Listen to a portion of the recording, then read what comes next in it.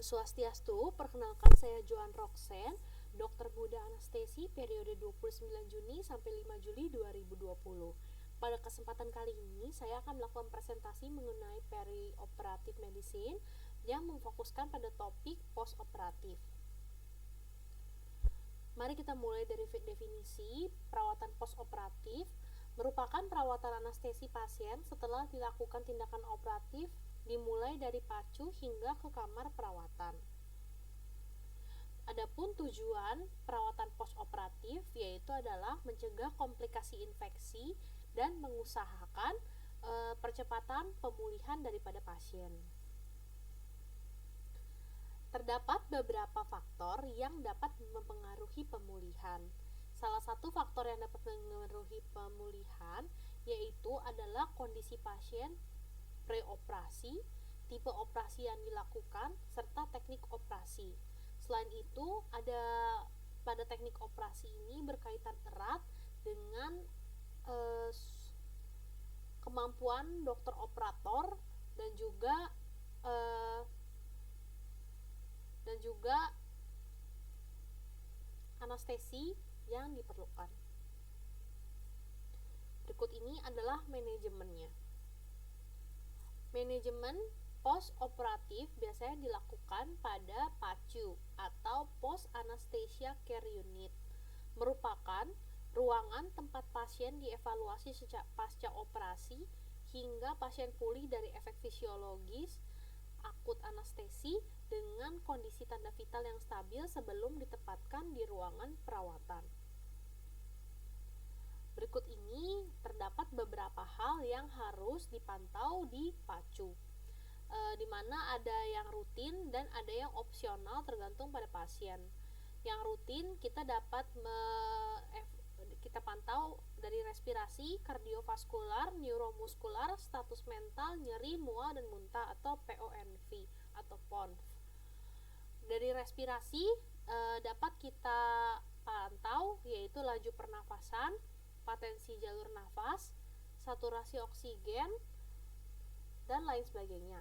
Selanjutnya dari kardiovaskular dapat kita evaluasi juga laju nadi dan tekanan darah.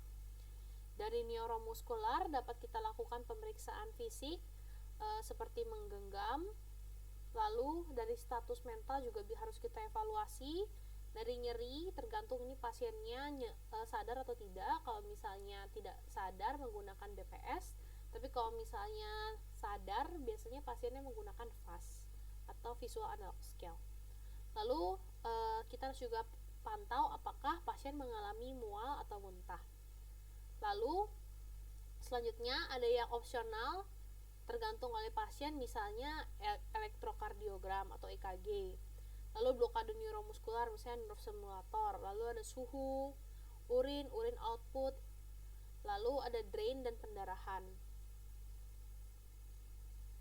Lalu berikut ini adalah beberapa alat yang memang harus ada dan standar yang dimiliki di PACU, yaitu adalah oksigen supply, oksigen face mask dengan berbagai ukuran, stetoskop, resusitasi bag, ambu dan mapelsan, anestesi face mask, oral airway, nasal airway, suction, jarum, siring, dan gauze pad, alat pengecek analisis gas darah, pulse oximetry, EKG monitor, tensi, dan cuff. Pemulihan. Tujuan dari perawatan postoperatif yaitu adalah pemulihan. Definisi pemulihan sendiri yaitu merupakan proses berkelanjutan untuk mengembalikan fungsi fisiologis dan psikomotorik pasien menjadi normal dengan tingkat morbiditas yang rendah pasca operasi dan anestesi. Adapun goals atau tujuan yang harus kita capai dari pemulihan ini adalah patensi airway, artinya pasien itu airway-nya tidak ada obstruksi, tidak ada edem, seperti itu. Lalu ventilasi adekuat dan spontan, jadi pasiennya bisa bernafas sendiri. Hemodinamik yang stabil, misalnya seperti tensi tekanan darahnya itu stabil. Lalu ada pain management yang adekuat, misalnya berarti pasien tuh saat proses pemulihan pasien tuh merasakan nyeri yang minimal atau enggak nyeri. Lalu berikut ini terdapat beberapa masalah yang sering terjadi di ruang pemulihan. Misalnya anxiety atau kegelisahan. Biasanya terjadi pasca operasi karena hipoksia atau asidosis. Kita dapat menangani ini dengan memberikan midazolam pada pasien. Lalu ada juga respirasi. Dari respirasi misalnya ada obstruksi atau tadi edem, depresi airway. Lalu ada kardiovaskular, misalnya ada hipertensi, hipotensi, dan aritmia. Karena obat-obatan analgesik itu atau anestesi biasanya sangat mempengaruhi sistem kardiovaskular. Lalu urologi. Dari urologi kita lihat, kita bisa evaluasi juga dari fungsi ginjalnya. Nah, dari urologi itu bisa ada masalahnya dari prerenal, renal, dan postrenal. Biasanya kita juga bisa evaluasi apakah pasiennya ini mixi atau enggak. Terus biasanya mixinya berapa, itu juga harus kita evaluasi. Lalu ada PONV, post operative nausea and vomiting. Biasanya PONV ini terjadi apabila pasien itu biasanya karena menggunakan anestesi yang menggunakan opioid, biasanya sering memicu muntah. Terus udah gitu operasi payudara, operasi ginekologi, sama operasi telinga, biasanya pasiennya tuh cenderung mengalami PONV ini, post operative nausea and vomiting. Jadi biasanya kita bisa tangani pasiennya dengan pemberian antiemetik. Lalu pain management, pastikan pasiennya tuh tidak merasakan nyeri atau sebisa mungkin merasakan nyeri yang sangat minimal. Dan kadang-kadang juga pasien bisa menggigil, ini biasanya karena suhu ruangan yang terlalu dingin bisa jadi menyebabkan menggigil. Lalu terdapat beberapa tahap pemulihan, yaitu ada tahap pemulihan yang early, yang awal, lalu ada yang intermediate dan late. Kita akan bahas tahap-tahap pemulihan ini satu persatu. Yang pertama adalah yang early. Tahap early ini merupakan interval dari dihentikannya obat anestesi hingga kembalinya refleks dan dimulainya aktivitas motorik. Nah, pada saat early recovery ini, tahap early recovery biasanya pasiennya itu ditetapkan dipacu. Nah, biasanya early recovery ini baik atau tidaknya dinilai dengan 3 scoring, yaitu skor Stewart pada anak-anak, lalu skor Alderte pada dewasa, dan skor Bromach biasanya dilakukan pada orang yang habis mendapatkan spinal anesthesia. Berikut ini adalah skor pemulihan pasca anestesi. Nilai terlebih dahulu untuk tentukan apakah pasien sudah dapat dipindahkan ke ruangan atau masih perlu diobservasi di ruangan recovery room atau high care unit. Jadi kita harus melakukan evaluasi dulu dari skornya itu. Kalau yang dewasa tadi Alderte, kalau yang anak-anak Stewart, kalau yang spinal anesthesia kita gunakan Bromach, supaya kita tahu nih kapan kita bisa memindahkan pasien ke high care, kita pindahkan ke recovery room. Jadi kalau misalnya Alderte score itu ada beberapa yang dinilai. Pertama-tama dari warna wajahnya itu pasien apakah merah muda, pucat, atau cyanosis. Lalu dari pernapasannya, apakah pasien dapat bernafas dalam dan batuk, dangkal atau napasnya dangkal namun pertukaran udara kuat, apakah ada apnea atau obstruksi. Lalu dari sirkulasi, apakah tekanan darah di bawah 20% dari normal, tekanan darahnya 20-50% dari normal, tekanan darahnya di atas 50% dari normal. Ini ada scoringnya. Dan dari kesadaran juga, apakah pasiennya sadar, siaga, dan orientatif, atau bangun cepat dan kembali tertidur atau tidak merespons, dan aktivitas. Apakah seluruh ekstremitas dapat digerakkan?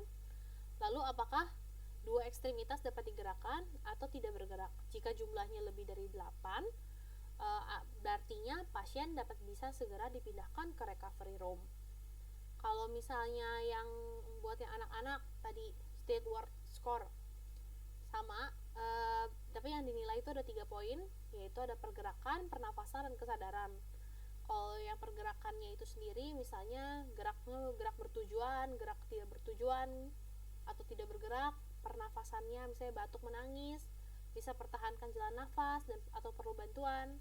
Kesadarannya misalnya menangis, bereaksi terhadap rangsangan atau tidak bereaksi. Nah, kalau skornya sudah lebih dari 5, berarti boleh pindah ke ruangan. Yang terakhir ada Bromage score. Bromage score atau setelah melakukan spinal anestesia.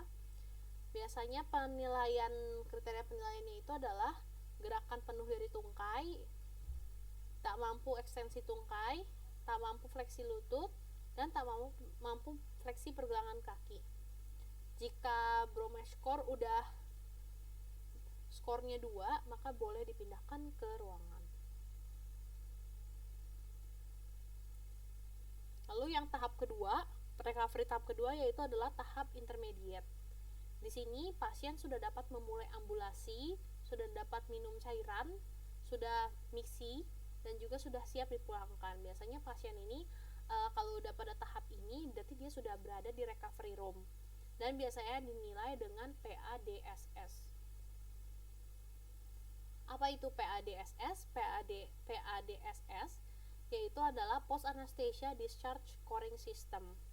Biasanya dilakukan pada pasien yang one day surgery, atau jika skornya di atas 9, maka berarti dipersilahkan pasien untuk keluar dari PACU atau menuju ke recovery room atau boleh langsung pulang. Yang paling penting, pasien harus berada dalam pengawasan wali yang bertanggung jawab minimal 24 jam pasca operasi. Jadi apa saja yang dinilai dari PADSS ini, yaitu adalah tanda vital, lalu tingkatan aktivitas, lalu ada mual muntah, nyeri, dan ada perdarahan operasi. Jadi kalau skornya sudah lebih dari 9, maka pasien itu dinyatakan boleh keluar. Tapi kalau di bawah 9, berarti pasien nggak boleh keluar. Jadi ini bisa diperhatikan lebih kembali untuk poin-poinnya. Seperti itu. Lanjut di tahap ketiga, yaitu adalah tahap late. Jadi di sini pasien sudah dipulangkan ke rumah dan sudah mulai bisa beraktivitas dan istilahnya sudah lebih baik daripada kondisi sebelumnya, dan hingga pemulihan fungsional sempurna dan dapat beraktivitas kembali. Nah, di sini ada beberapa faktor yang bisa menyebabkan recovery terlambat. Jadi recovery-nya itu jauh lebih lambat daripada yang seharusnya. Yang pertama-tama faktor yang mempengaruhi itu adalah usia. Misalnya orang yang lebih muda dan orang yang lebih tua, maka recovery-nya akan lebih lama di orang yang lebih tua daripada orang yang lebih muda. Ini memang sudah terjadinya seperti itu. Makanya orang tua itu sangat rentan terhadap operasi yang sangat invasif, karena recovery-nya itu cukup lama. Lalu kita juga harus lihat kondisi sebelum operasi. Kalau misalnya kondisinya tidak terlalu berat sebelum operasi, maka recovery-nya juga cepat. Tapi kalau kondisinya sudah berat banget sebelum operasi, maka recovery-nya pun juga bisa memanjang lebih lama, tergantung dari tingkat cederanya, dari penyakitnya. Semakin parah biasanya semakin lama waktunya. Lalu poor pain management. Jadi pasiennya nih sering anestesinya tidak adekuat, jadi sering merasakan nyeri terus. Ini bisa memperpanjang proses recovery. Lalu ada mual muntah. Mual muntah ini berkaitan dengan gizinya. Lalu ada hemorrhage atau pendarahan. Pendarahan ini juga bisa menyebabkan prolong recovery. Lalu ada disfungsi kardiovaskular, saluran pembuangan luka yang tidak baik, dan kondisi pengawalan atau kondisi rumah yang kurang memadai. Jadi selama recovery ini kita tuh memerlukan kondisi yang adekuat. Jadi dengan nutrisi yang baik, dengan caregiver yang perhatian dan merawat gitu ya. Kalau misalnya tidak didapatkan, maka recovery-nya ini bisa memanjang juga gitu. terdapat beberapa hal yang harus diperhatikan selama post operatif. Jadi setelah operasi ini dan pasien udah pulang tadi karena skor PADS-nya sudah 9, maka pasien itu yang penting adalah harus punya nomor darurat kalau misalnya terjadi apa-apa. Misalnya kayak terjadi hemorrhage atau terjadi severe pain tuh, kita bisa langsung telepon ke rumah sakitnya. Lalu harus didampingi oleh caregiver minimal satu jam atau 1 hari setelah operasi, kalau bisa mungkin lebih. Tidak boleh konsumsi alkohol atau obat tanpa resep, ini berkaitan juga dengan efek obat anestesi mungkin ya. Lalu harus mencegah stres, karena stres ini dapat membuat pemulihan semakin melambat. Lalu kalau bisa tidak mengendarai kendaraan atau mengoperasikan mesin yang terlalu berat. Mengurangi aktivitas fisik biar nggak terlalu banyak aktivitas fisik, dan juga harus istirahat yang cukup didukung dengan nutrisi yang baik agar pemulihan dapat terjadi dengan baik juga dan dengan maksimal. Baik, sekian dari saya mengenai pemaparan tentang perioperatif post operation. Atas perhatian dan kerjasamanya saya ucapkan terima kasih.